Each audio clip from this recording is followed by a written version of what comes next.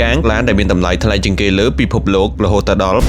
$75,000 ហេតុអ្វីបានជាមានតម្លៃថ្លៃដល់ថ្នាក់ហ្នឹងឬក៏មានរឿងអ្វីនៅខាងក្រោយនេះតើយើងទៅដឹងលម្អិតទាំងអស់គ្នា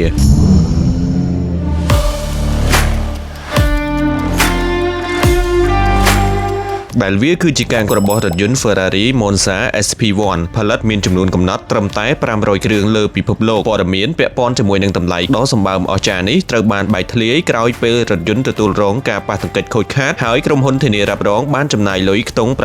$75,000ដើម្បីធ្វើការផ្លាស់ប្ដូរថ្មីជូនទៅដល់ម្ចាស់រថយន្តដោយយោងទៅតាមគេហទំព័រ reddit.com គួររំលឹកផងដែរថារថយន្ត Ferrari Monza SP1 គឺជារថយន្ត Hypercar ដែលផលិតមានចំនួនកំណត់ត្រឹមតែ500គ្រឿងតែប៉ុណ្ណោះនឹងមានតម្លៃរហូតដល់$1.8 លានដែលគេអាចចាត់ទុកថាជារថយន្តដ៏កម្រមួយនៃម៉ាកយីហោ Ferrari បំពាក់ម៉ាស៊ីន 6.5 លីត្រ V12 កម្លាំង800សេសប្រអប់លេខ F1 7 វគ្គ DCT ការបើកបរជាប្រភេទ RWD មាន Top Speed 299 km/h មានមតិយោបល់យ៉ាងណាបងប្អូនអាចធ្វើការ comment បាន